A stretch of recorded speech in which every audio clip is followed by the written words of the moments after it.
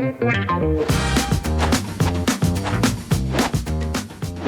friends, welcome back to Premo Cooks. I'm Danielle Premo. Today I have a really awesome, easy recipe for you. It is inspired by a dear family friend of ours. His name is Chef Omer. He is from Turkey, from Istanbul, and he is an amazing Turkish chef. So I'm very excited to share this with you. This is a great dish to have on hand that you can freeze part of, save for later. But let's get started. It's going to be very easy and fun. We're going to move over to the cutting board and prep a few things and start mixing some meatballs. All right, first thing I'm going to do is mince up some onions very finely. And you could do this by using a box grater and grating the onions or dicing them up really, really tiny and small. But I have this really cool tool. It's called a Xylus. Well, that's the brand. I actually don't know what the tool is called, but it's Xylus brand. And it's like a mini food processor. You pull this guy and it spins a blade. It's so awesome. This is a great thing that doesn't need any power or electricity, so great for camping if you like to camp cook like I do. So I have this tiny onion. I'm gonna cut it up a little smaller. And make sure this blade is secure in there, and then plop these in. And then we're gonna do a little lawnmower. Beautiful. So these are nice and tiny and gorgeous. And now what I wanna do, I'm gonna pull over my turkey. So I have 1 pound of turkey. I'm gonna put these onions in there. And then we'll move on to the next thing, which is mincing herbs. I was gonna say I have a couple sprigs of parsley, but that is not true. I forgot that I needed parsley today, so I used a lot of it last night. And now I just have these little guys left. It was good enough. I'm gonna keep the stems on there. If you chop herbs up really fine, the stems are fine to keep. I'm gonna roll these guys up into a little ball to make it faster. All right, rosemary. This is a fun woody herb to play with. If you hold the stem at the top, you can just run your fingers down and pull all the rosemary leaves off. And then I go through and just make sure there's no woody, sticky stick parts left. Now, same thing as with parsley.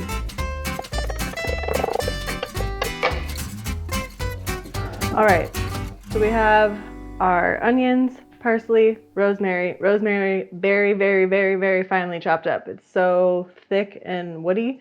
You want to make sure you mince it as finely as possible. And next, what we want to do is I'm going to pull over this food processor, and we're using oats today for these meatballs. And I'll talk about why at the end of the video, but this is going to act as our binder. So I have 1 1/4 cups of oatmeal. And I'm putting it in the food processor because I want to grind it up and make it not fine, but these pieces are big and thick, so I want them to be ground up a little bit, get smaller. I don't have any eloquent words for that, but you'll see what I mean when I'm done. So I'm gonna turn it on. That's looking pretty good. I'm gonna pulse it a few times though. Pulse it a few times though. Pulsing.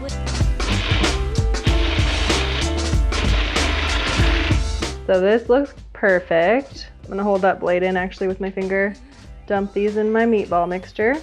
And then I did the oats first because now I wanna add some peppadew peppers in here. Peppadew peppers. I'm gonna talk about peppadew peppers at the end of the video to explain what they are and why they're amazing. But I wanna plop them, they're whole right now, and I'm gonna pop them in to the food processor, and I'm gonna blend them up until they're as fine as I can get them.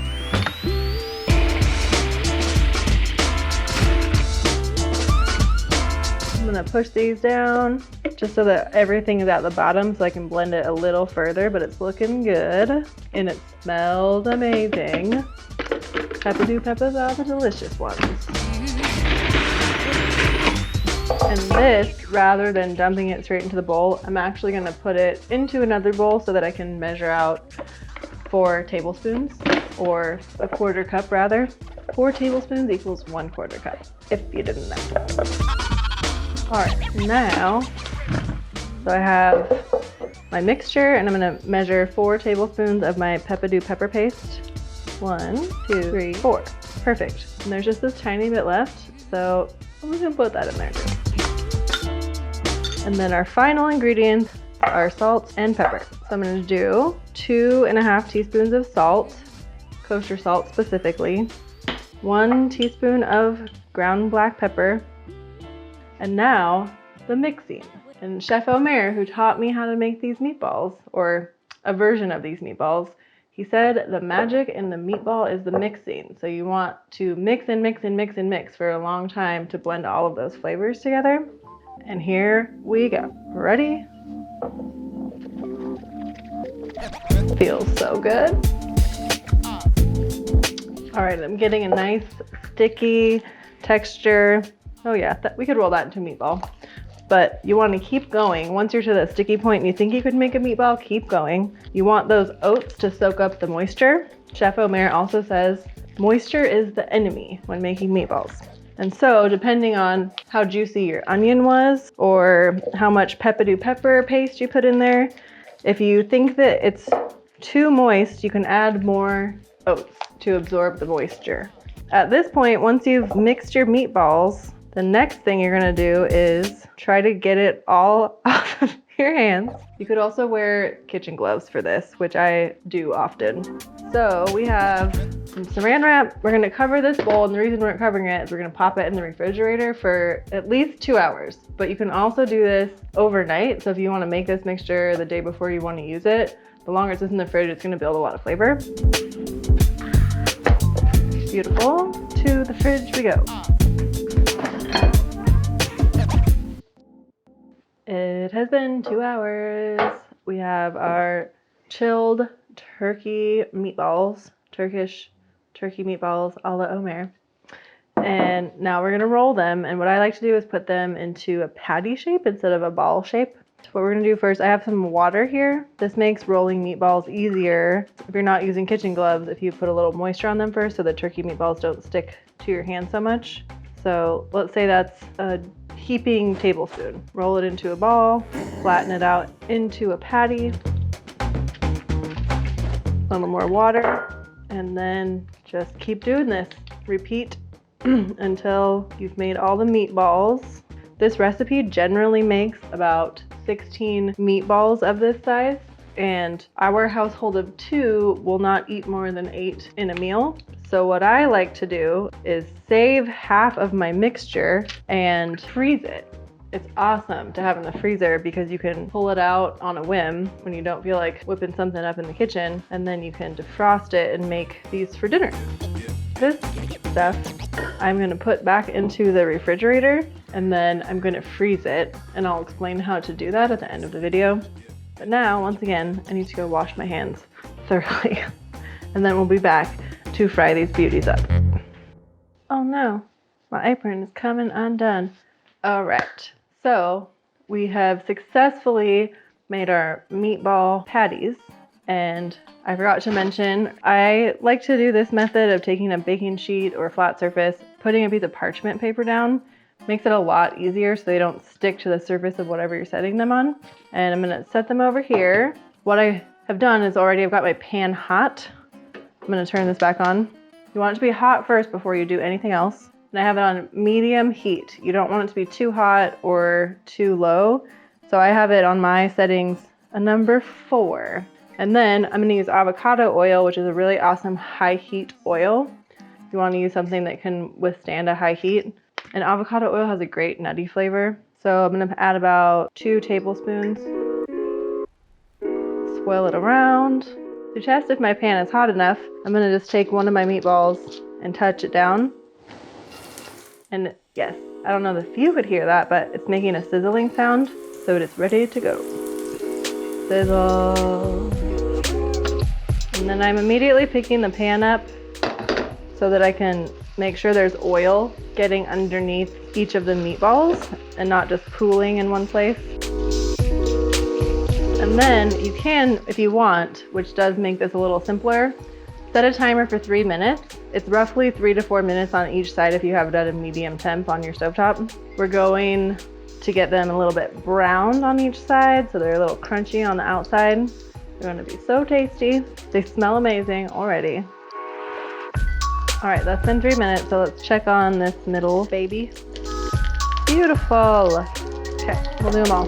That's perfectly browned. And this one is not as dark, so I always like to move things around since most of the heat is in the center of the pan. Gorgeous. I'm gonna swoosh my oil about. Swoosh my oil about again.